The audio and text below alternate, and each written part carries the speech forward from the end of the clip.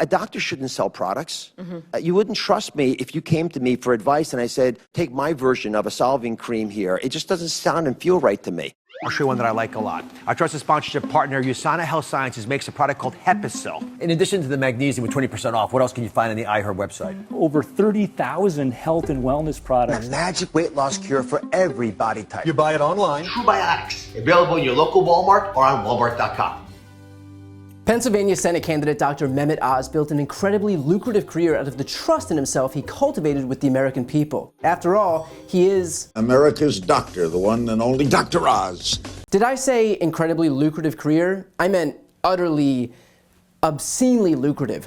A mandatory financial disclosure form showed Oz and his wife own at least $100 million in assets. I'm excited to be featured on the cover of the newest issue of Success magazine. I don't know if you know, but if you ever go on safari, the elephants, that's $20 for crudité, and this doesn't include the tequila. And we got Joe Biden to thank for this. And now, like that other rich TV pitchman, he wants to go to Washington. I endorsed another person today, Dr. Oz in Pennsylvania. You know, when you're in television for 18 years, that's like a poll. That means people like you. I worked with the team at The Classroom from More Perfect Union, a nonprofit newsroom amplifying the working class perspective, for a deep dive into what a Senate seat for Oz would mean for the real working people of Pennsylvania, who Oz claims to understand. I'm a son of an immigrant. I believe in the American dream because I lived it myself. But how much does he really get it? The average yearly income in Pennsylvania is $35,000. Dr. Oz made nearly 4 times that doing one speech for the Pistachio Growers Association. One of the elegant aspects of pistachios in particular is that you can eat quite a few. You can pluck them, plop them, plop them. We dug through pages and pages of campaign finance documents, corporate filings, policy statements, news archives, internal corporate documents, and way too many hours of the Dr. Oz show.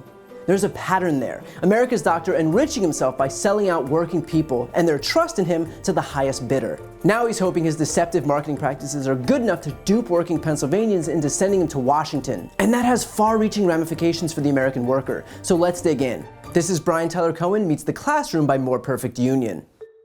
Oz built a lot of trust early in his career, a hotshot Ivy League doctor performing high-profile surgeries at one of the most respected hospitals in the country. Then one of the most liked people in America put him on TV and deemed him America's doctor. People really trusted him. Oz told The New Yorker in 2013, "The currency that I deal in is trust, and it is trust that has been given to me by Oprah and by Columbia University and by an audience that has watched over 600 shows." His show created the Oz effect. That's when Oz recommends an ingredient, food, or cure, and sales noticeably go up. Sea buckthorn. It is the new miracle berry. The diet aid is sage leaf tea. But there was a problem with the claims. They weren't really scientific. Several manufacturers of a product Oz had recommended, green coffee bean extract, were charged by the Federal Trade Commission for false claims, including quoting Dr. Oz or using clips of his show. Now, Oz said that these companies were using his image without his permission and tried to play the victim himself, even though he had one of these guys whose company was sued by the FTC on his show. For anyone who wants to lose weight. I usually don't recommend weight loss supplements. Could it be the magic bullet? It's amazing. 0 side effect. It led to Oz testifying on the Senate floor in 2014. During his testimony, Oz eventually admitted, The items that I talk about in the show, I passionately study them. I recognize that oftentimes they don't have the scientific muster to present as fact. A study later that year found that fewer than half of Oz's recommendations had any scientific confirmation, and 15% have been proven completely wrong. So obviously Oz recognized as wrong and never hawked another bogus product again, right? Not even close. Instead, the floodgates were opened. Oz spent the next 8 years and 1,200 episodes shilling more stuff. Just being on TV is lucrative. By 2021, his host salary was $2 million, but he also got $200,000 for producing the show, hundreds of thousands more for consulting with his own production companies, and $7 million in gains from owning those production companies. But Oz also made money using his show to push products by what he calls trusted partners. Translation, the companies that pay him to shill them, like USANA, a multi-level marketing company. You know, those predatory businesses that convince working class people to become distributors so that they take on all the risks of the business with no benefits? He pushed their healthcare products on his show for years. Our trusted sponsorship partner, USANA, makes a product called Procosa. Our trusted sponsorship partner, USANA Health Sciences, makes a product called HEPACEL. USANA is one of the trusted sponsorship partners of the show, and their Cell Essentials product contains ingredients designed to nourish, protect, and renew your body's cells. He had their executives on the show as guests and showered them with praise. And he even danced to Twist and Shout with USANA CEO Kevin Guest on guitar and lead vocals. Internal company documents, like this one, implore distributors to use Dr. Oz to sell and upsell products and bring more people into the suspiciously pyramid-shaped scheme.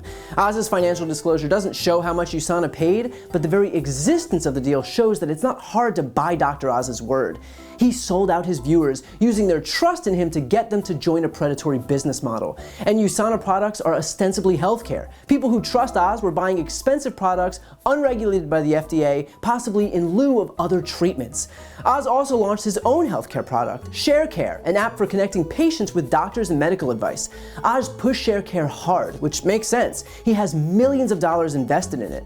But the app wasn't the real moneymaker for Oz. The working people he convinced to use it were, and the customer was Big Pharma. Fierce Pharma, an industry trade publication, gushed over the brilliance of ShareCare. ShareCare specifically works with pharma companies to create custom marketing programs. One campaign educated arthritis patients about a branded treatment and resulted in almost 20% of those targeted visiting their doctor and discussing the brand. Because people trusted Dr. Oz, they trusted this app to give them health advice. What it gave them were advertisements. And the platform knew what drug users might need because it was spying on them. One of the key offerings ShareCare has for pharma, data, and lots of it. Consumers answer more than 100 questions when they join the platform. This after Oz promised, allowing patients to truly own their own data. Oz has already made millions on ShareCare and still owns a large portion of the company. I know they say sharing is caring, but it doesn't exactly seem like Oz cares. And those are only the more egregious examples. It was constant. Trusted partners included elder care companies, pharmacies, eczema creams, fiber supplements, and products by a company Oz still owns stock in, Pantherix. This is something I think you ought to have on hand, period. You don't want to run to this store when you have diarrhea. So where do you find Diet Rescue? Available in your local Walmart. Which brings us to today. Dr. Oz is an incredibly wealthy man, having sold the American people's trust in him for $100 million. And he's turning to that trust again. I'm Dr. Oz, and I approve this message. He even does the exact same smile from when he was shilling probiotics for Walmart. And yet, despite all of the corporate shilling, despite getting rich off of his miracle cures that didn't work, still Oz keeps up the whole working class shtick. I'm a son of an immigrant. I respect the needs of workers hurt by regulations and overreaching government. That quote is really telling. Oz wants working people to think that it's regulations that are keeping working Pennsylvanians down. That says a lot about who he really speaks for, the ultra-wealthy trying to destroy the few basic labor laws protecting the rest of us. But Dr. Oz doesn't get the rest of us. And it's very hard to discern significant differences in happiness in someone who's making $50,000 or $50 million. How long has it been since he made $50,000? But he's a doctor. Surely he understands how expensive and unattainable healthcare is in America. Obamacare. I think health is a right. I think everyone has the right to get access to health. Whether you achieve it or not is up to you. Up to you? Should the 130,000 uninsured children in Pennsylvania simply achieve health? Should they just take some berry Dr. Oz called a miracle? As a candidate, when he talks about working class issues, he generally takes the side of bosses. Clinch's was forced to shut down on Mondays because people, they don't want to work. Like this pizza shop owner not paying his drivers well enough to afford gas. Every time they deliver pizzas, they make $100, they gotta put $100 into their car. Or the visit he made to a factory floor for a TikTok at a company that was sued last year for wage theft, not paying employees for the time that they spent suiting up to deal with dangerous chemicals. And what does he think of unions? He spread a conspiracy theory that teachers' unions were colluding with the CDC to keep schools closed. That Federal Teachers Union insight is very damaging. It shows that the CDC was actually taking insights and changing its guidance based on what the federal teachers unions were saying. What is he even accusing the teachers union of? A dastardly plan to keep their workers safe? And if you can't find work or otherwise unemployed, Oz thinks it's because you smoke too much weed. You know, there are not enough Pennsylvanians to work in Pennsylvania. Giving them pot so they stay home is not, I don't think, an ideal move. Perhaps Oz is more likely to support bosses than working people because that's who he spends his time with. Not only does Oz have his own wealth, but he married into an incredibly rich family. On mandatory financial disclosure forms, Oz and his wife reported $100 million in assets, trust funds, businesses, stock, a cattle farm, and homes in Turkey, New York, New Jersey, and Palm Beach, Florida. Palm Beach is one of the richest zip codes in America, dotted with extravagant mansions. Oz is heavily invested in Palm Beach society. He's a sitting director on the board of the Palm Beach Civic Association and even lent them his shilling skills for a $350 lunch. Why are we talking about how to live the good life? Now, many in this room don't have to deal with money. They really don't. Oz told a Palm Beach newspaper his favorite thing to eat in town is $40 ravioli. Real man of the people. Oz loves Palm Beach, and Palm Beach really loves Oz. FEC documents show dozens of massive donations to Oz's campaign and super PAC from the Palm Beach zip code, which is 1,000 miles away from Pennsylvania. You know, the state where Oz is running for Senate. These donors are Oz's neighbors and community, billionaire hedge funds and private equity managers, and people like Nelson Peltz, the venture capitalist who took over Wendy's and oversaw the company's refusal to acknowledge farm workers' demands for basic rights, as More Perfect Union covered. Don't forget to follow them for more on the fight for worker power. But Palm Beach donors are just the beginning. We know about the trusted partners of Oz's TV doctor career, the sponsors Oz sold working Americans out to. So who are the trusted partners of Oz's political career? Some of the top donors to Oz's super PAC, we're talking hundreds of thousands of dollars here, are Gerald Lamole, his stepfather, John Mack, the former Morgan Stanley CEO whose involvement in the 2008 financial crisis was immortalized by Tony Shalhoub in Too Big to Fail. Buying toxic assets. Wasn't that the idea? John Childs, a private equity billionaire who was pushed out of his firm after he was charged in a massive parlor human trafficking bust. And a mysterious corporation, Bison Valley LLC, formed within weeks of Oz announcing his campaign. It's impossible to see who's behind the company because it was created by a law firm specializing in legal and non-legal wealth preservation to the high net worth. Because, of course it is. But what can we learn about actual policy from this list? Let's dig deeper, like this $100,000 donation from Terry LaCour of LaCour Enterprises.